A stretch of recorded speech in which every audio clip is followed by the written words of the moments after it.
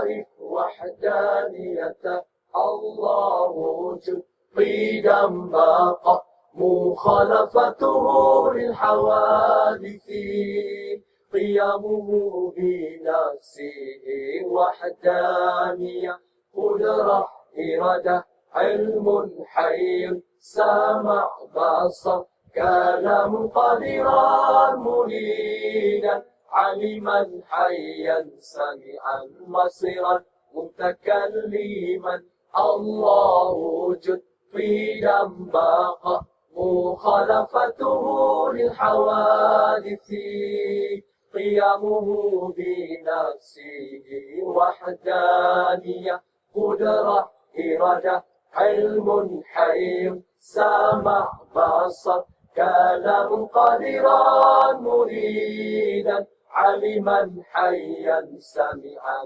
بصيرا متكلما. أعوذ بالله من الشيطان الرجيم. بسم الله الرحمن الرحيم. Assalamualaikum warahmatullahi wabarakatuh. Alhamdulillah kita bertemu lagi untuk kelas yang terakhir pada petang ini, kelas akidah. Okey, mata pelajaran akidah. Baik, kita teruskan untuk tajuk yang seterusnya. Kalau dalam buku teks, kamu boleh buka buku teks muka surat 31. Okey, buku teks muka surat 31. Tajuk apa yang kita akan belajar pada hari ini? Iaitu tentang sifat-sifat Allah Subhanahu wa taala, dan pada hari ini kita akan belajar sifat wahdaniyah. Tadi ustaz dah bagi dengar serba sedikit lagu sifat 20 tadi kan. Allah wujud qidam baqa sampailah habis. Jadi dalam sifat 20 ada salah satu sifat yang dipanggil sebagai sifat wahdaniyah. Baik, kita tengok dalam buku teks muka surat 31. Kalau ni boleh tengok kat depan. Okey, kita tengok perbualan di antara seorang ustaz dengan seorang pelajar dia. Okey, Assalamualaikum ustaz, apa erti wahdaniyah? Maka ustaz tu menjawab, wahdaniyah artinya Allah Subhanahu wa taala Maha Esa atau tunggal, atau Allah Subhanahu wa taala itu satu sahaja. Dia nak ceritakan dekat sini bahawasanya sifat wahdaniyah ini adalah tunggal. Maksudnya Maha Esa. Allah itu hanya ada satu sahaja, bukan dua, bukan tiga, bukan lain, melainkan hanya satu sahaja. Itulah yang dimaksudkan sebagai sifat wahdaniyah. Wahid tu apa dia? Wahid itu adalah satu. Wahidun, satu. Okey, Allah Taala hanya ada satu sahaja. Okey, boleh faham? Jelas? Itulah yang dimaksudkan dengan sifat wahdaniyah. Okey, Maha Esa, hanya satu sahaja Allah. Tak ada dua, tak ada tiga. Okey. Kamu tengok muka surat 32.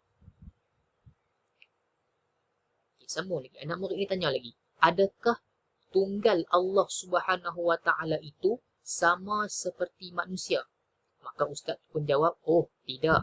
Sifat tunggal Allah Subhanahu wa taala artinya zat, sifat dan perbuatan Allah Subhanahu wa taala tidak sesekali menyerupai dengan zat, sifat dan perbuatan makhluk, yakni kitalah manusia, ciptaannya.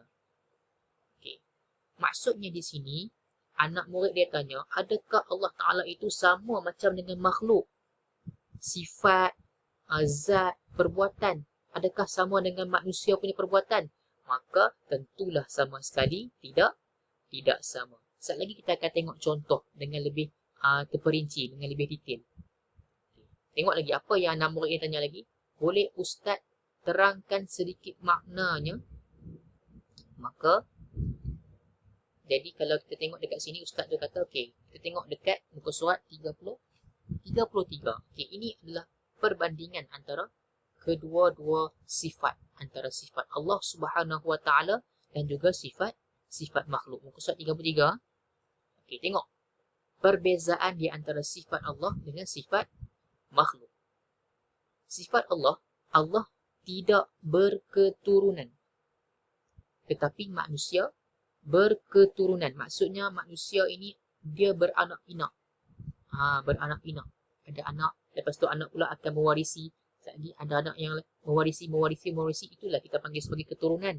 Tetapi Allah Subhanahu Wa Taala tidak ada keturunan. Allah itu satu. Jelas boleh faham?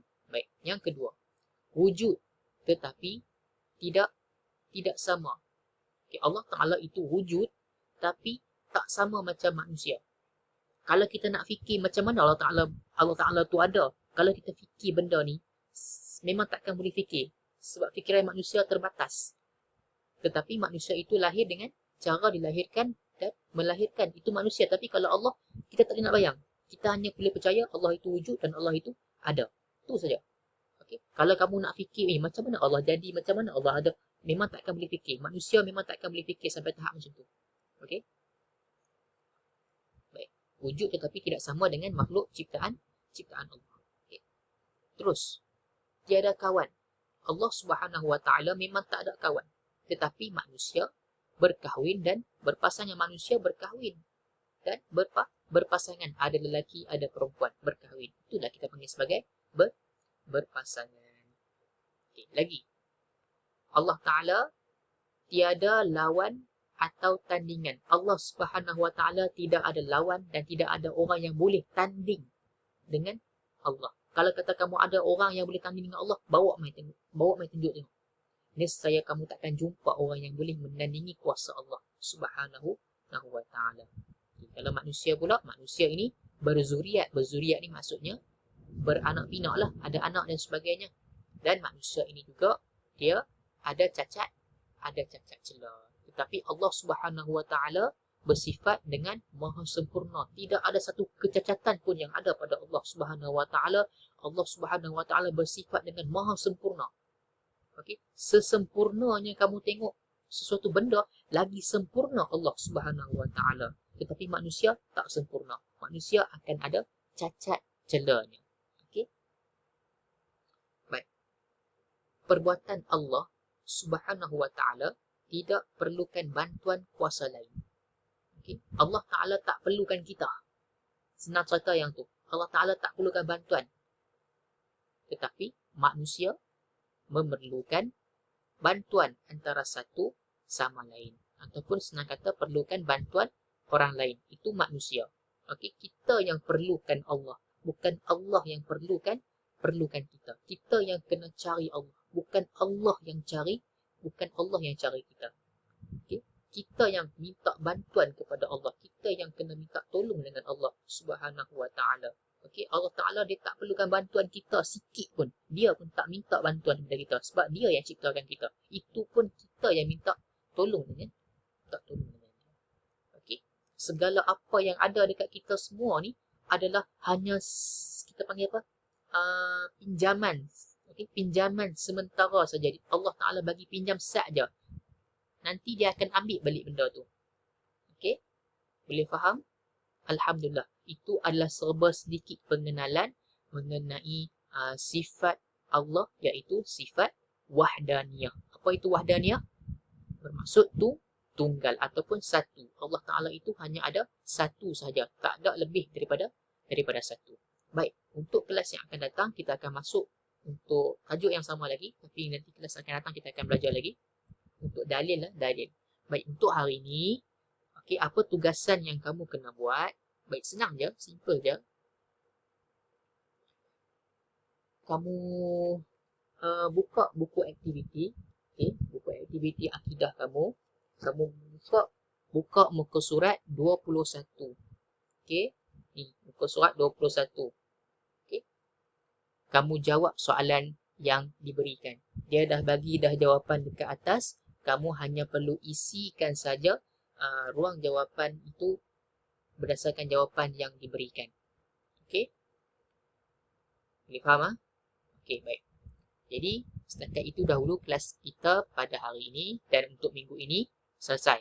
Kita akan berjumpa pula untuk kelas PDPR cover untuk minggu hadapan. InsyaAllah. Okay. Kalau ada apa-apa persoalan, tak faham, ataupun ada apa yang kamu nak tanya, kamu boleh direct terus message Ustaz, kamu boleh tanya soalan. Okey? Okey, yang tu sahaja. Sekian. Assalamualaikum. Terima kasih. Assalamualaikum warahmatullahi wabarakatuh.